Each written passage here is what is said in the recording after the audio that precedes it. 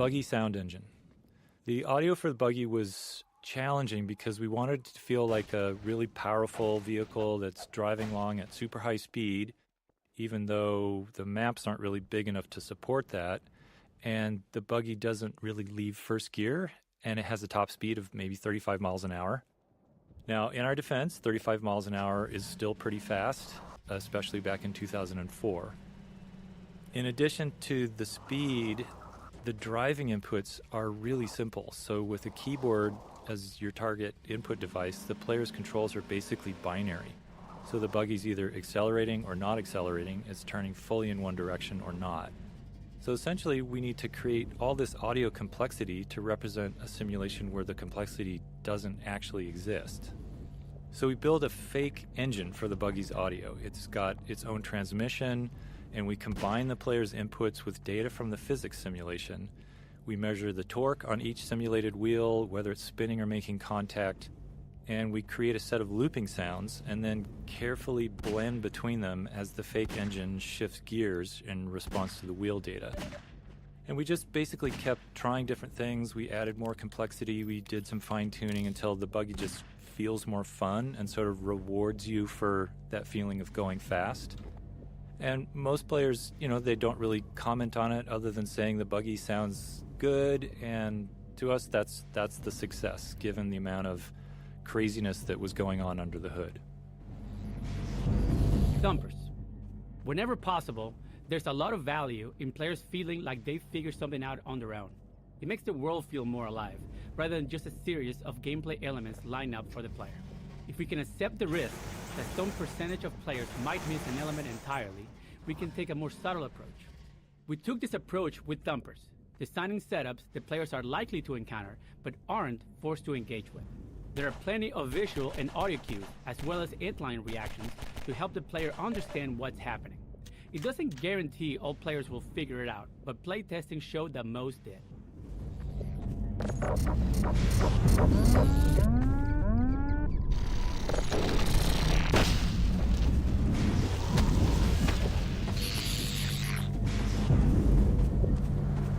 Antlions. With the player driving the Buggy throughout the coast, we needed a pervasive enemy that could justifiably appear anywhere and act as a constant threat to keep the player in or near their Buggy. Antlions spawning from the sand were the perfect solution. Their high mobility allowed them to keep up with the Buggy for short bursts, unlike our humanoid enemies. Plus, they were very satisfying to run over.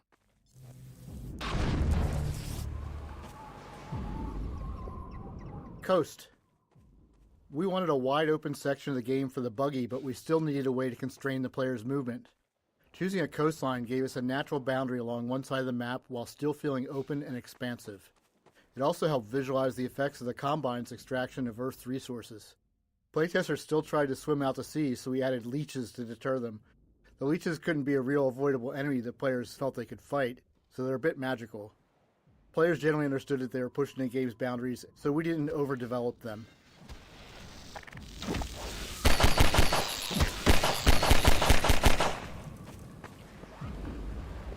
Grenade House. A lot of a Half-Life game is about giving players slightly novel combat experiences around each corner, even if they're just small tweaks on previous ones. They don't all have to be skill-based challenges. Sometimes they can just be fun moments where the player gets to enjoy themselves. This Grenade House is one of those moments, with the twist being that we've inverted the usual setup. Instead of letting the player drop grenades on enemies below, we've put the enemies above. The unlimited grenade box is a somewhat clumsy way to encourage players to engage with the scenario, but its invulnerability also ensures the players can still climb up to the floor above, even if they've blown up everything else.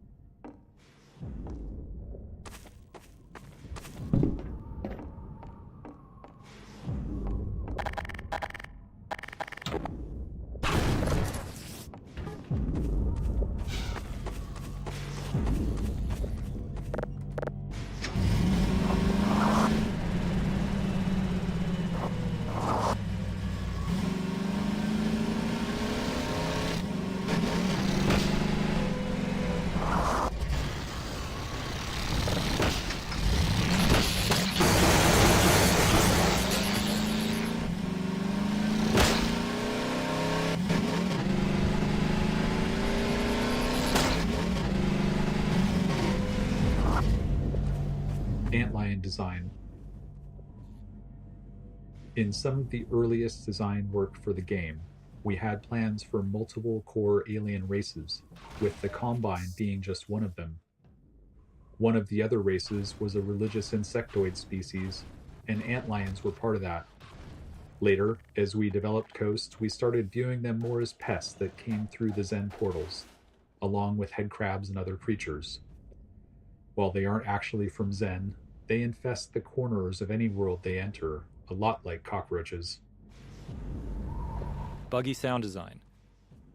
The sound design for the buggy was based on samples from an old 1968 Camaro. And we chose that car because they have these amazing V8 engines with just huge pistons. And there's not really another sound like it. It has this sort of gutsy, visceral sound that we were looking for.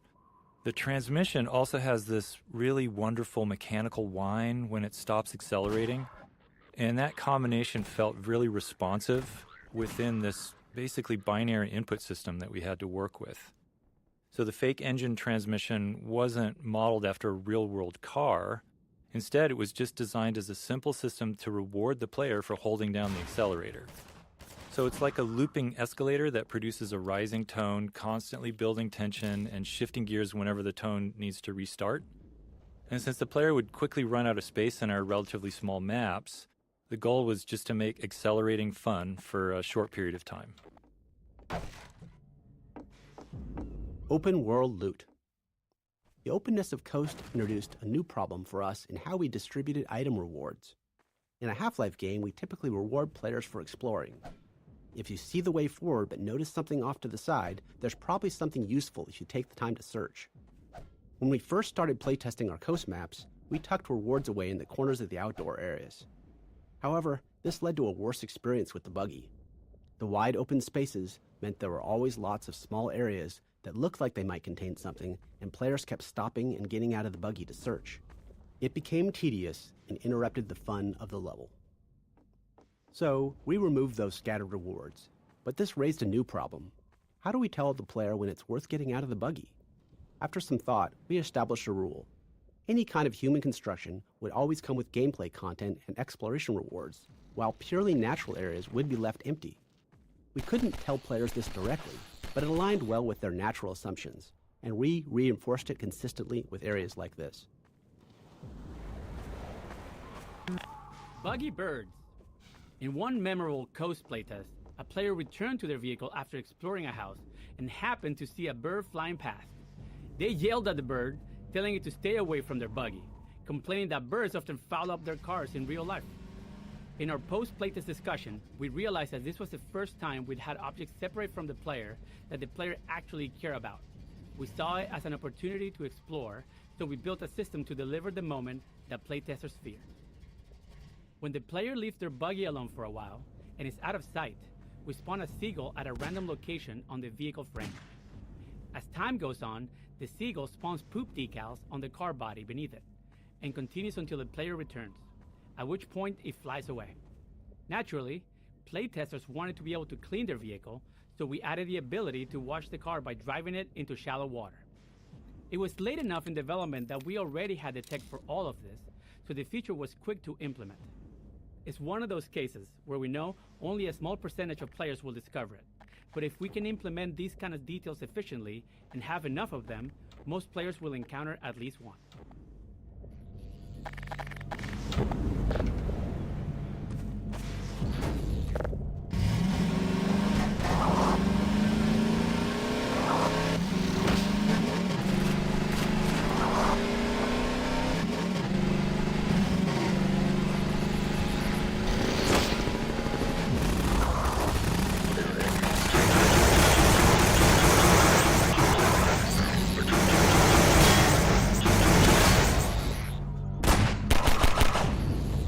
Boathouse.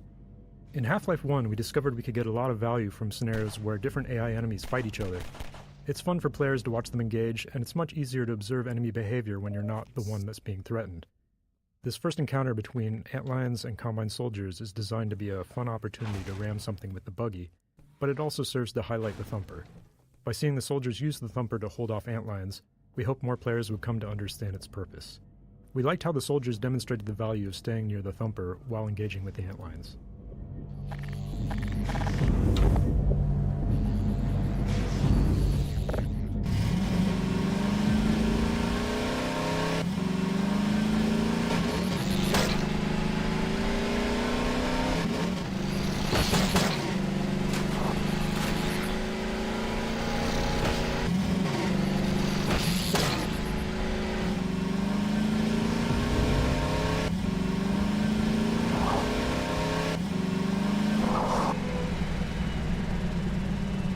Gordon Freeman!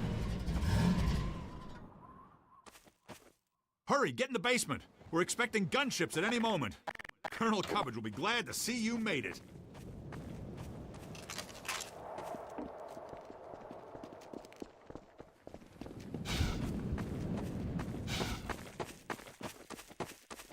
Combine gunship.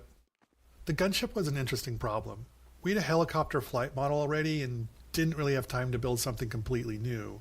So we tuned the helicopter's flight model until it felt different enough, and then derived the gunship's organic animation state from the values coming out of that simulation. We also tried to keep it as truthful as possible. For example, there's a limit as how much it can turn its head to aim its cannon, and if it needs to aim beyond that, it has to alter its flight path to bring the cannon around to bear. It's not allowed to just cheat. The other key feature was its engine sound. We have sound spatialization, so the player can tell roughly where it is, but the gunship is a fast-moving object, and it's up in the air, away from any nearby reference points. As a result, it can be hard to tell exactly how far away it is and how fast it's moving. To fix that, we added a Doppler effect to the engine sound, pitch shifting it based on the gunship's velocity relative to you. It's a subtle effect, but it's extremely effective at subconsciously helping you perceive the gunship's location and direction, critical information letting you know that you're being hunted by it. Flying vehicle audio. The large flying enemies in the game present a unique audio challenge. During combat, they're much more mobile than other enemies, and they often move a significant distance away from the player. They're also really dangerous if they have line of sight. So these factors led us to focus on an audio solution specifically around occlusion. In other words, when you can see the enemy and when the enemy can see you. And we wanted to make a clear audio distinction between when they have that line of sight. So the flying vehicle engine sounds are made up of multiple looping sounds that we play simultaneously. And some of those loops are processed by the DSP system based on the space you're in, while others are played directly and unprocessed. So the DSP system adds more of an environment echoing effect when we run sound through that system. So when the flying object is occluded behind something, it can't see you, we increase the percentage of loops that go through the DSP processing, and it sounds like that object is a little more distant. And then when that enemy emerges from behind an object and it can see you, we play more of the direct sound. So that overall just gives you a sense that the sound is either distant and directionless or more directly in your line of sight. And you can sort of hear it when a helicopter emerges from behind a building. Ideally, you can really hear that difference.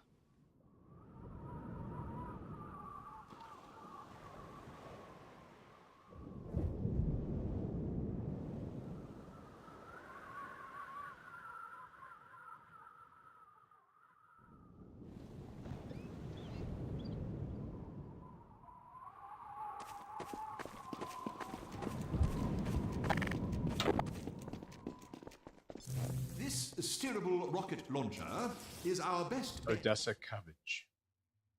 Odessa Cubbage is an example of the kind of cameo character we found works well. He's an entertaining guy with some entertaining details, living inside his own little bubble. Since he doesn't leave his scenario, he's free to be exaggerated enough to stand out. We started with his model, which was repurposed from a cut section of the game, and named him after the title of a spam email we received. The model was originally a Norwegian fisherman, and it didn't quite fit as an Englishman, so we slapped a mustache on him, and in that moment, Odessa's character was born. He's ultimately a charlatan, with everything about him being fake. His accent, his mustache, everything. He would never put himself in danger, making him the perfect person to hand Gordon the RPG and explain exactly how to use it. Odessa. Laser-guided RPG. The laser guidance feature of the RPG was a huge headache for us because it was difficult to teach. Many playtesters would fire the RPG and then immediately duck behind cover, which meant they didn't see the rocket's flight path. Even worse, they didn't realize the rocket was now turning around to fly back at them. We tried various HUD elements and laser dot indicators to help, but found that most players overlooked them, focusing on the enemy instead. We made as many small improvements as we could, like emphasizing the feature in Odessa's speech and enhancing the audio and visuals around how the gunship shoots down direct RPG shots. While these changes helped some players grasp the feature, we never reached a point where we felt confident that almost everyone understood it. We even considered cutting the feature entirely, but gunship combat without it was much less interesting. The laser guidance forced the player to keep the gunship in sight while the rocket was in flight, but that also meant the gunship had line of sight back, creating a tension we loved.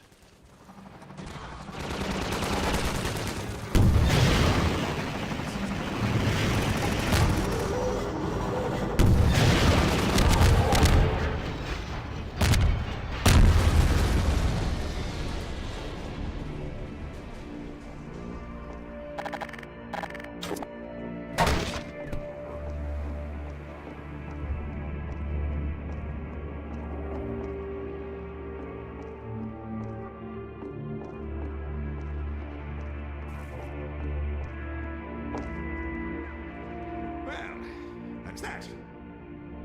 I gather you've disposed of that gunship, Dr. Freeman. Your reputation, sir, is well deserved. I shall have someone open the gate for you immediately so that you can drive on. I understand that Dr. Vance is in great need. Use extreme caution when approaching the bridge.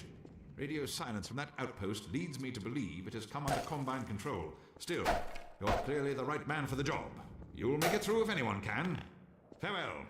And please tell Dr. Vance that Colonel Cubbage regrets not having been able to rescue him in person. The Freeman must now hurry on. The Eli Vance is held in distress.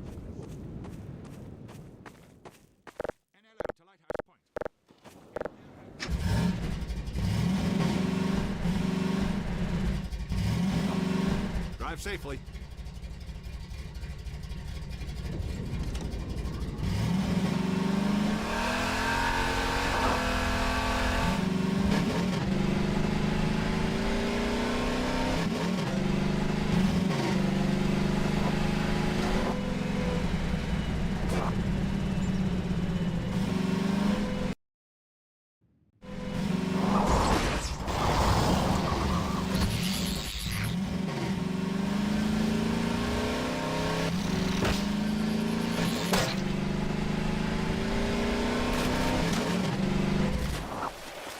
D2 Coast 04.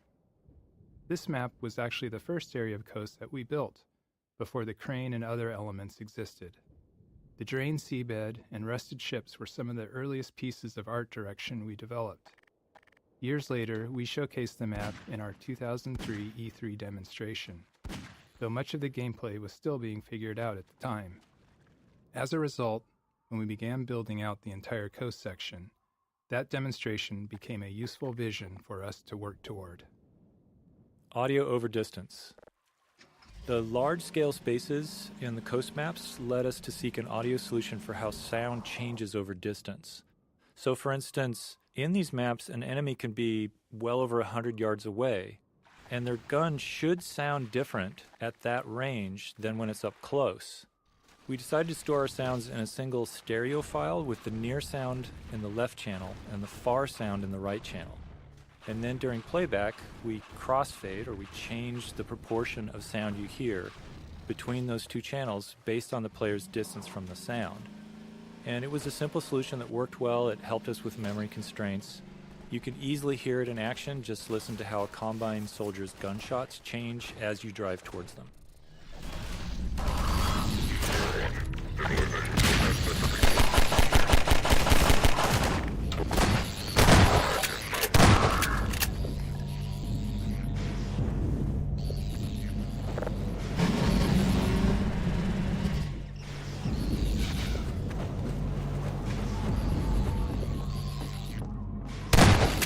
We wanted the buggy to be more than just a means of travel, so we decided to attach a gun to it.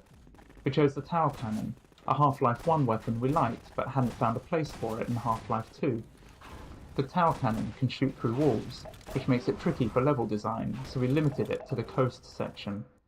Once you introduce wall-penetrating weapons, level design becomes much tougher. Furthermore, we mounted an ammunition crate on the back of the buggy, giving the player unlimited SMG ammo throughout Coast. This was especially helpful for playtesters who struggled with the infinite antlions spawning from the sand.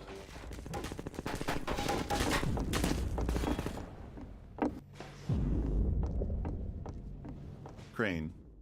The crane took a lot of fine-tuning to get right. Something that needed to generate so much physical force was always risky, given the limitations of our rigid body physics and destruction technology. For example, the magnet was never going to fully meet player expectations for something with that much mass. But because the crane was stationary, we could carefully choose everything within its range and fine-tune as needed. Fortunately, most players didn't seem to notice its rougher edges, likely because of the sheer novelty of interacting with something like it in a vaguely realistic physics environment.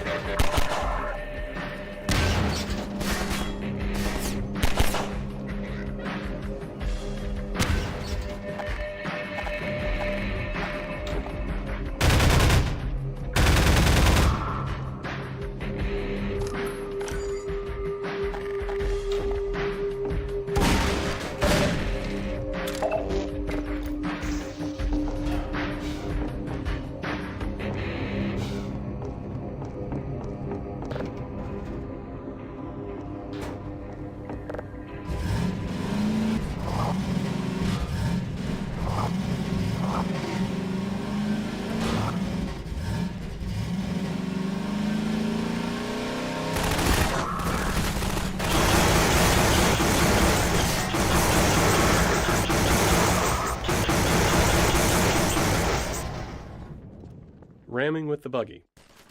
Our physics system is based on rigid bodies, which means it doesn't support any deformation or destruction of objects. If a physical object is hit by something, it can move if allowed, but otherwise nothing happens. So, when you drive the buggy through a glass window, we have to employ some trickery to make things work as expected. Because the window is fixed in place, the physics simulation will actually bounce the buggy off the window. But it does notify our game system that a collision occurred. The game system handles destruction, so it breaks the window into glass shards and tells the physics system to start simulating them. Crucially, the game system also tells the physics system to restore the buggy's state to where it was before the collision. This ensures that the next time physics is simulating, the buggy will drive freely through the now destroyed window. This process does produce a one-frame hitch in the buggy's physics, as it briefly stops and is teleported back to the instant before the impact. We're sorry if knowing this has made Half-Life 2 totally unplayable, but after watching playtests at the time, we decided we actually liked the momentary hitch. It added to the sense of impact.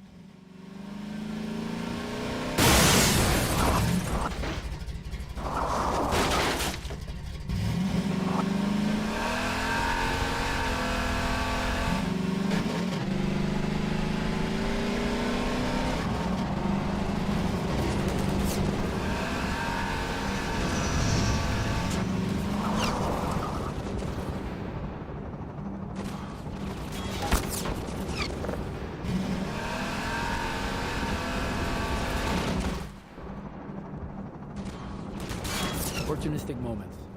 Some memorable moments in the game come from the interactions of multiple game systems, but sometimes we realize these moments are likely to happen only rarely. When that's the case, we often wish more players would experience them. There's a tension here. The more we know players will encounter something, the more effort we can put into it. But if it feels too artificial, the moment can come across as forced, and players may not respond as positively. The gunship cinematic death is an example where we nudge things a bit, trying to increase the chances of a memorable moment without being too obvious. The design of this area and the gunship's flight path make it likely that the player and the gunship are in the right spots when it dies. If they are, we trigger the gunship's crash into the cars. If not, it dies in the usual way. It's totally gamey, but playtesters didn't seem to mind when the moment played out well.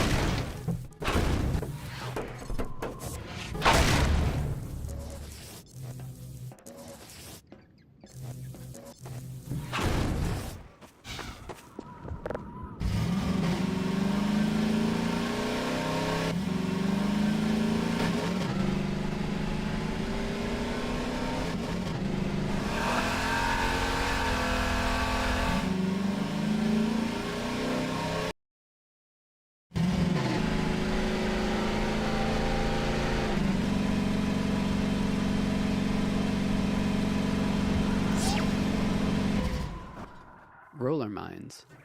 Roller mines were created to fill the need for an enemy that could threaten players while driving the buggy.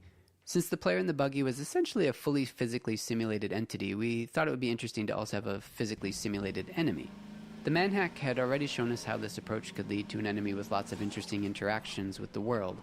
So we built the roller mine, a ball whose movement is entirely driven by generating torque on itself, and iterated on its behavior until it was fun to drive against.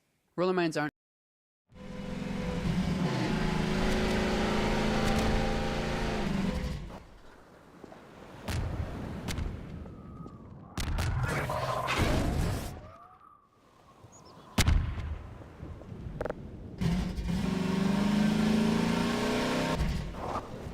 Roller mines. Roller mines were created to fill the need for an enemy that could threaten players while driving the buggy. Since the player in the buggy was essentially a fully physically simulated entity, we thought it would be interesting to also have a physically simulated enemy. The Manhack had already shown us how this approach could lead to an enemy with lots of interesting interactions with the world. So we built the roller mine, a ball whose movement is entirely driven by generating torque on itself, and iterated on its behavior until it was fun to drive against. Roller mines aren't particularly dangerous to the buggy, but if you let them stack up, they can become a problem, especially near a cliffside. We also made sure they worked well when the player's on foot, allowing level designers to get a few extra encounters out of them.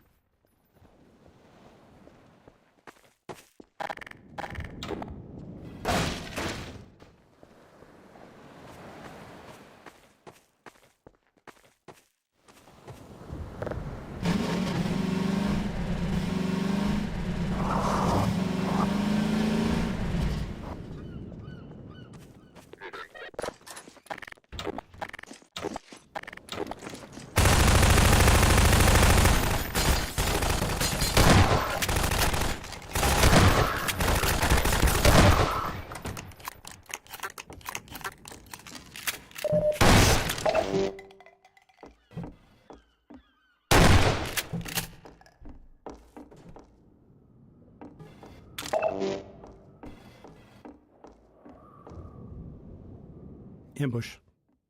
One of the general challenges of a Half-Life style FPS is that the player is constantly moving forward into spaces they don't know. This means that when they find themselves in combat, they're in unfamiliar areas with no knowledge of how to approach the fight. We use many different methods to help the player with this problem, and this ambush is one example. Upon arrival, the player fights a group of Combine among these houses. During the fight and the exploration afterward, the player has the chance to learn the arena layout. Then, when the player explores up into this attic, we spawn a second wave of Combine. In that second fight, the player now has the advantage of knowing the layout, allowing them to make more tactical decisions in defending against the ambushers.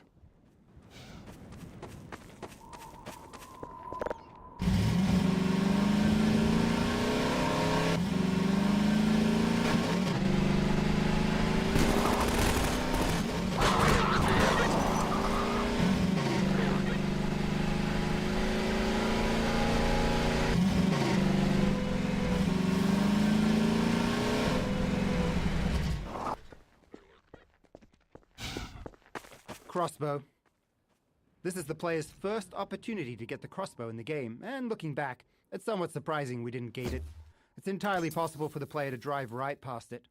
To make that less likely, we set up the roadblock and vantage point to encourage players to get out of the buggy, at which point they'd spot the crossbow and item crate.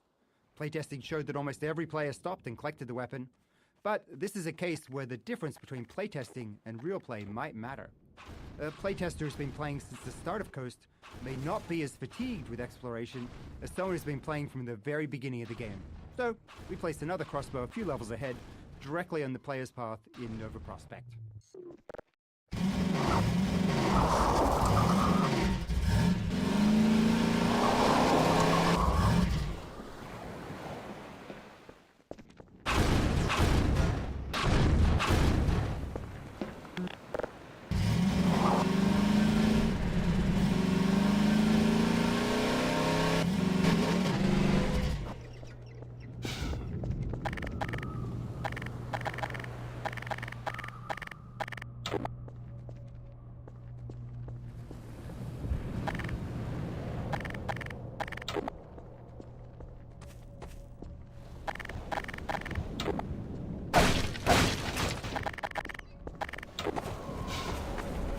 Gas station.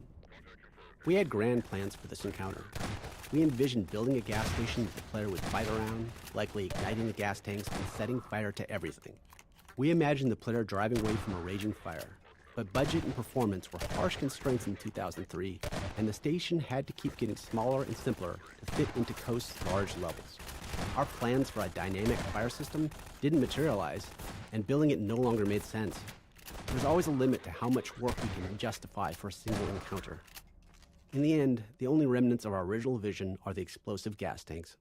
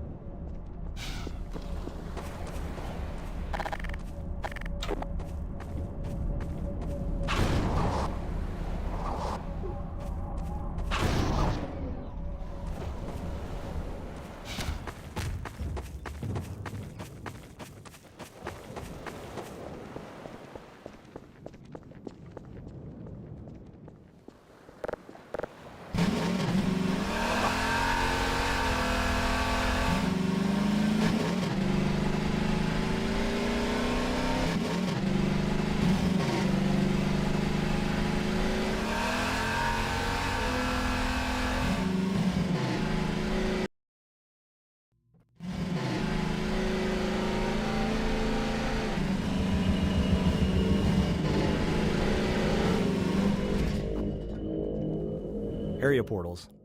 One performance challenge we faced in Coast was handling wide open spaces that included buildings with highly detailed interiors, or at least they were detailed by 2003 standards.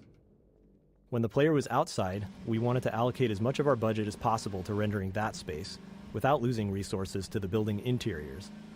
But unless we were willing to board up every window and door, the player could still see inside. To solve this, we created a feature called area portals, placing one in every open window and door. An area portal precomputes a flat image of the building's interior, and during play, when the player is some distance away, the area portal displays this precomputed image over the window or door, allowing us to skip rendering the actual interior. As the player approaches, we smoothly crossfade between the area portal's image and the building's actual contents.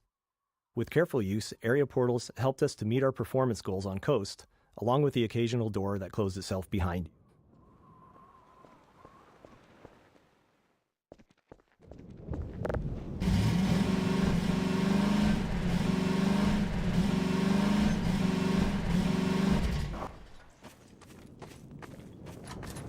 Detail objects.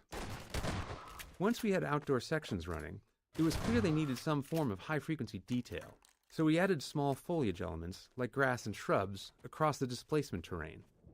But we knew we couldn't afford, which is to say we didn't have the time, to hand-place them all. So we built the Detail Object System, which generates small foliage elements automatically based on the displacement material. Each material specifies the type of foliage to place, along with a set of parameters. At map compile time, the system calculates random points on the surface and selects foliage to place there. Given performance constraints, there was still a fairly complex hand-authoring process for foliage texture sheets, allowing us to render all of them in a single pass.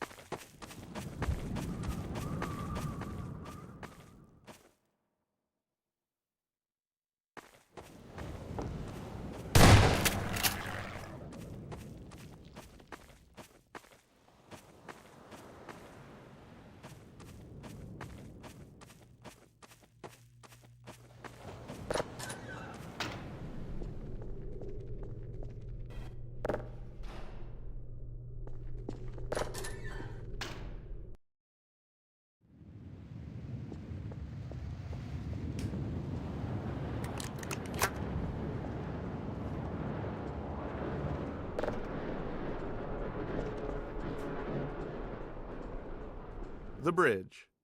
This bridge section was inspired by the Deception Pass Bridge, just up the road from Valve's office. We initially built this section as a pure navigation puzzle, gradually layering more gameplay into it. It also became the primary test case for our players' edge friction. In our movement system, we subtly increase friction on the player's deceleration as they approach the edge of a surface. Players have never noticed it, likely because it aligns naturally with their goal of stopping at the edge to look down, matching human tendency to move more slowly and carefully near a drop. But it's a critical feature for this part of the game. We know this because at one point during development, we accidentally broke it, and suddenly all of our playtesters started repeatedly falling to their deaths. Bridge playtesting. The bridge section was always a high point in playtests, with testers consistently having strong reactions to it. The tension they felt while slowly making their way over the girders was visible in their movements. Over time, we layered more challenges into the traversal, and playtests only became more entertaining to watch. From the train rumbling across the bridge and shaking the player, to a surprise headcrab in a shack that seemed like a safe haven midway through, we did feel a little guilty relishing the playtesters' visible stress, but we weren't total monsters. After players made it across the bridge, they'd breathe a sigh of relief, disable the Combine shield, and then realized they had to return across the underside. Concerned they might be bored on the second trip, we decided to add a gunship to keep them company out on the girders. Bridge gunship. We were particularly happy with the gunship fight, despite it being tricky to set up given the level geometry. Being on the underside of the bridge allowed the gunship to move fully around the player, using all 3 dimensions to position itself above and below at different moments. The girders provide plenty of high-frequency cover, creating opportunities for the gunship's fire to produce a fun and dynamic visual and audio display.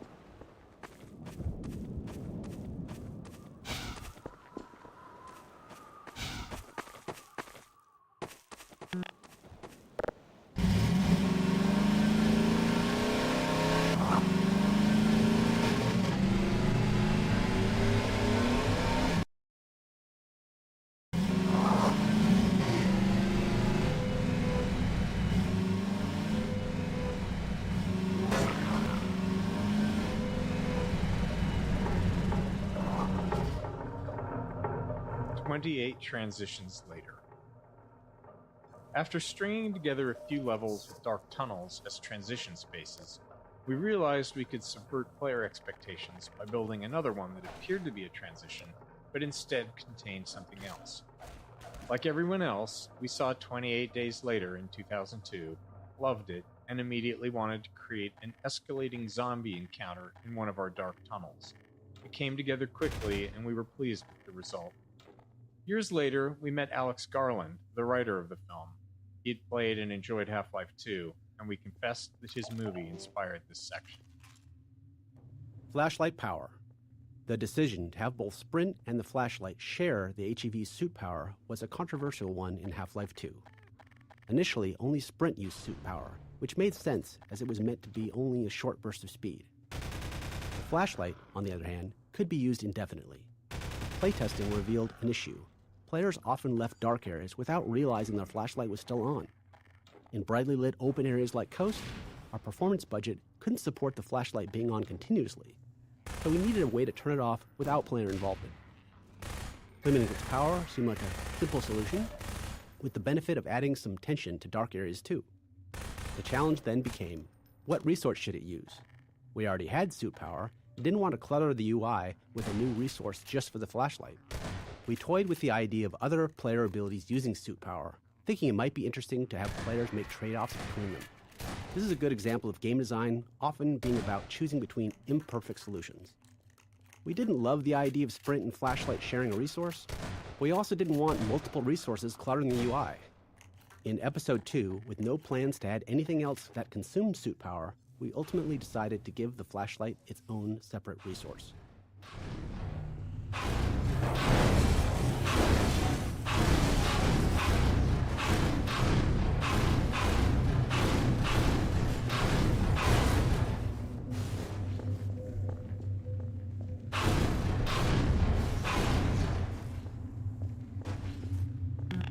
Ramming zombies with the buggy.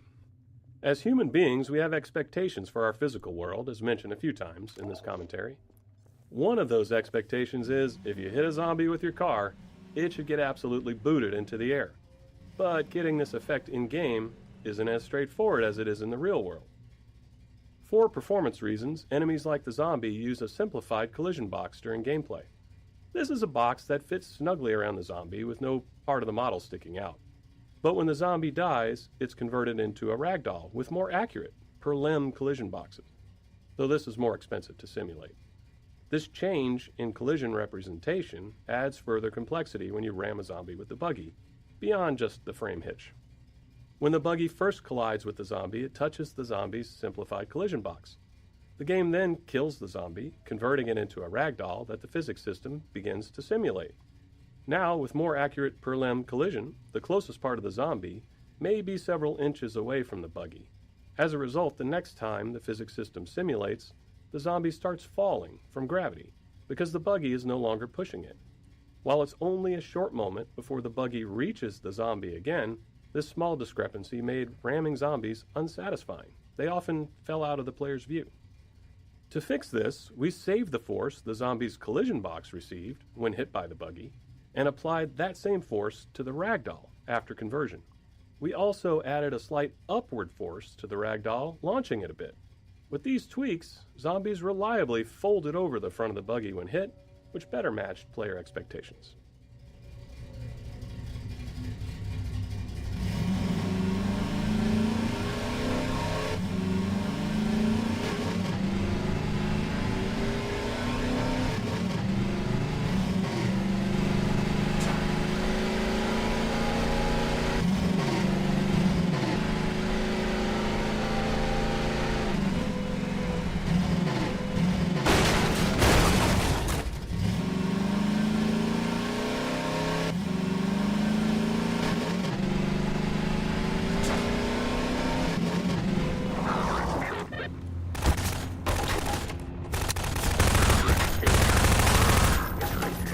D2, Coast 9.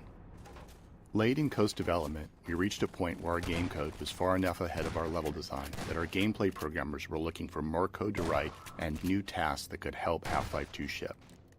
This was largely due to the demands of coast levels, which placed a heavy burden on our level designers with their sheer scale and extensive terrain usage. As a result, our gameplay programmers began designing smaller scale encounters. Later, when our level designers caught up, they created this level by stitching together 3 separate encounters from the programmers and performing all the necessary finishing work to prepare it for release.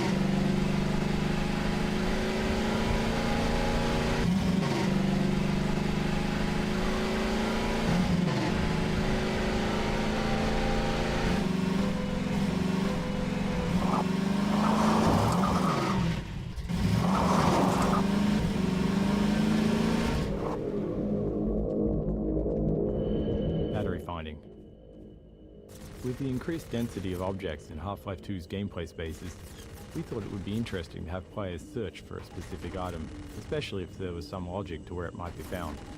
This way, players could locate the item either through careful observation and deduction, or just by brute force searching the area. Since we already had models for cars and batteries, it was a natural step to create a small junkyard for players to explore. We also hid a couple of extra batteries in unexpected places, for the players who chose the brute force method. As with other item-based puzzles, this one needed a failsafe in case players lost the batteries. You can try throwing all of them over the cliff if you want to see what happens.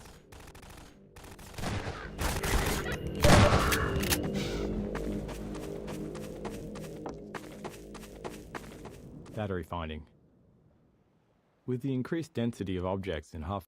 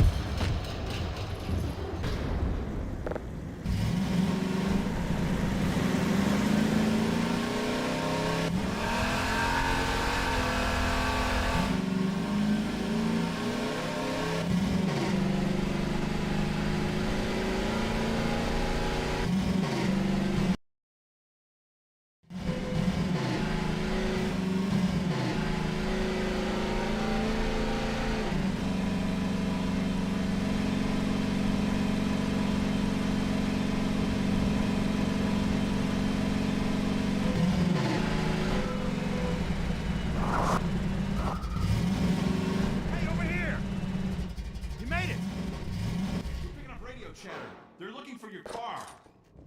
Buggy removal. Once we reached the point where we wanted the player to leave the buggy behind, we had to be very explicit about it. Throughout Coast, players had been leaving the buggy and then returning to it, so we found that playtesters would try to bring it along if it looked even remotely possible.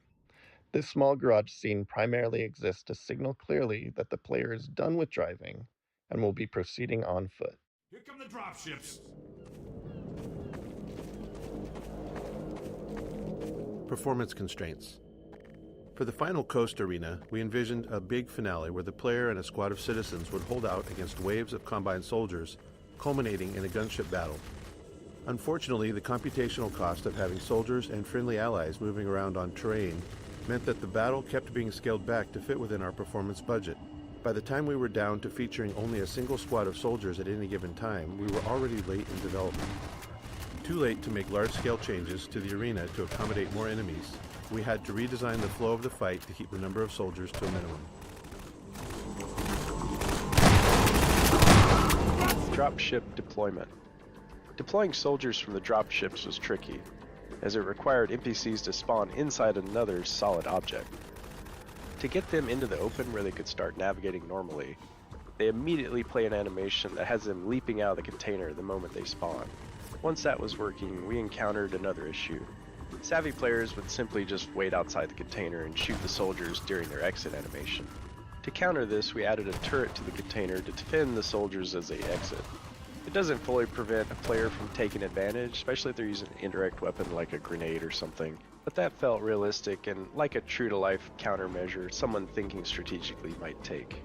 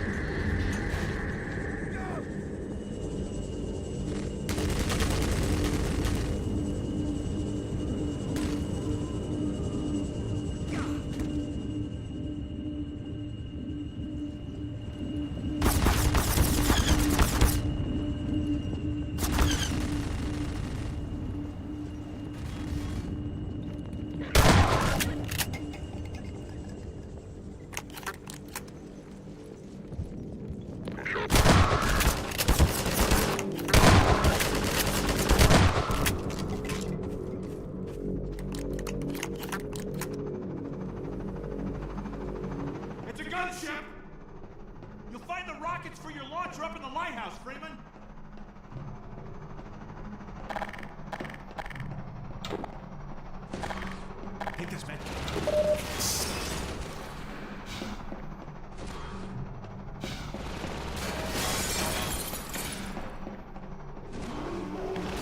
Lighthouse gunship. The gunship scenario here took some work to play out the way we envisioned it. We wanted it to unfold as it would in a movie. In the filmic version, a gunship would fire through the windows as the protagonist ascended the lighthouse, anticipating their movements. To simulate that anticipation in the game, we set up a complex series of trigger volumes along the staircase. As they detect the player moving up, they instruct the gunship to choose a new flight path that matches the player's altitude. The triggers also enable bullseye targets in the windows nearest the player. These are invisible game objects that the enemy AI will immediately perceive as hostile, and prompts the gunship to fire at the windows. This blend of AI and scripting is central to Half-Life's combat scenarios.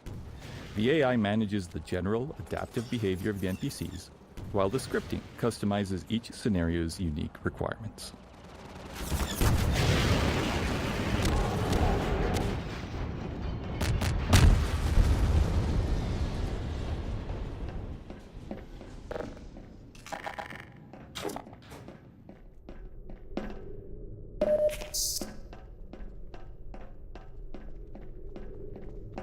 This way, Dr. Freeman. We'll take the cliff path before another gunship finds us.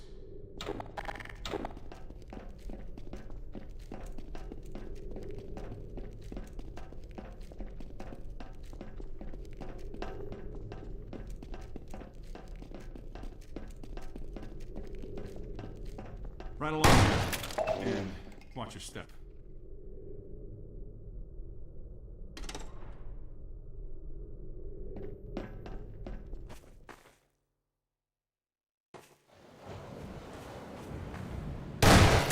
Buggy theft. As we built the end of Coast, we decided to have the Combine steal the player's buggy. It really doesn't make logical sense, but after watching so many playtests where players developed a strong attachment to their buggy, we wanted to play with that emotional connection. Once we implemented the theft, we had playtesters yelling at the Combine for stealing their ride, something we took as a sign of success.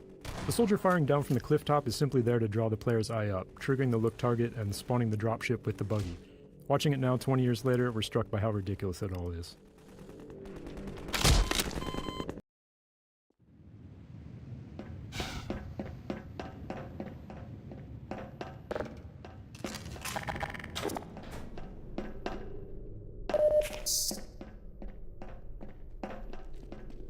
This way, Dr. Freeman. We'll take the cliff path before another gunship finds us.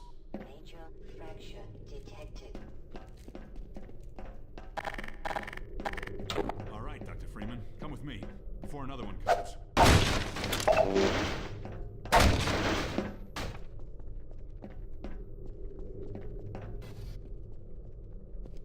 Let's go!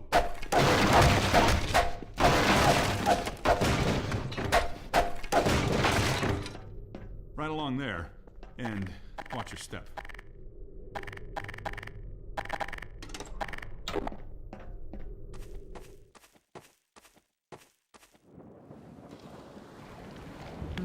Buggy theft.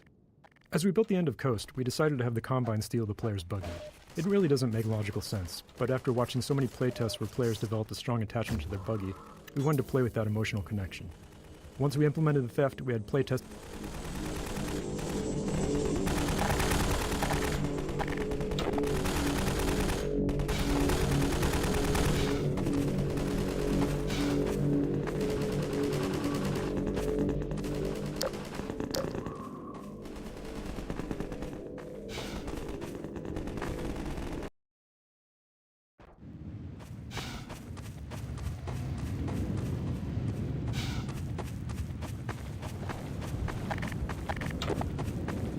Finest mind of his generation.